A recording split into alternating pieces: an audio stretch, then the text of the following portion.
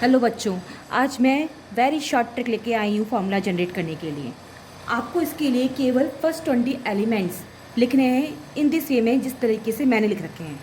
First 2 elements आपको लिखने हैं फर्स्ट लाइन में, 8 एलिमेंट नेक्स्ट लाइन में, अगेन 8 एलिमेंट नेक्स्ट लाइन में, और फिर पोटेशियम एंड कैल्शियम। और फ्लोरीन और क्लोरीन की लाइन में आप थोड़ा सा ब्रोमीन और आयोडीन लिख दीजिएगा। ठीक है, इसको लिखने के बाद आपको इसके ऊपर चार्ज लिखना है। अब चार्ज कैसे लिखेंगे? आपको केवल काउंटिंग लिखनी है, +1 +2 +3 +4, देन रिड्यूसिंग -3 -2 -1 एंड 0।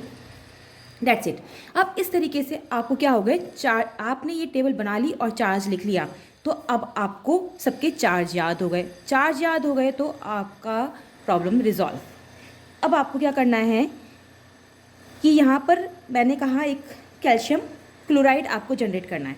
तो सबसे पहले आप सिंबल लिखोगे कैल्शियम Ca, क्लोराइड का सिंबल है Cl। कैल्शियम के ऊपर चार्ज कितना होगा? +2। कैल्शियम हमारे पास है, कैसे पता चला? कैल्शियम देखो यहाँ पर है, इसके ऊपर चार्ज देखो कितना लिखा है, +2। यहाँ पे लिखो +2। फिर आप देखो क्लोरीन, क्लोरीन के ऊपर चार्ज कितना है? -1। आपने लिखा -1, दोनों को क्रॉस मल्टीप्लाई किया, फॉर्मूला जनरेट कर दिया, कैल्शियम क्लोराइड। अब आता है next hydrogen sulphide. Hydrogen sulphide same, hydrogen आगे का जो एलिमेंट होता है पॉजिटिव होता है, उसको हमारे को लिखने की ज़रूरत नहीं होती कि उसके पीछे कोई सफिक्स नहीं लगा हुआ होता हमारा। तो हमने केवल हाइड्रोजन है तो हाइड्रोजन समझ में आ रहा है कि हाइड्रोजन में। सल्फाइड आते ही कन्फ्यूज़न क्रिएट हो जाता है। अब सल्फाइड आईडी क्या होगा? सल्फेट तो नहीं है, आइड तो नहीं है।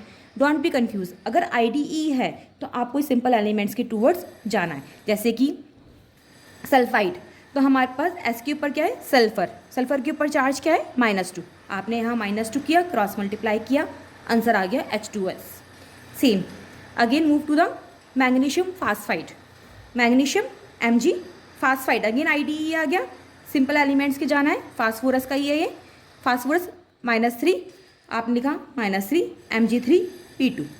Same go for the calcium oxide. Bye.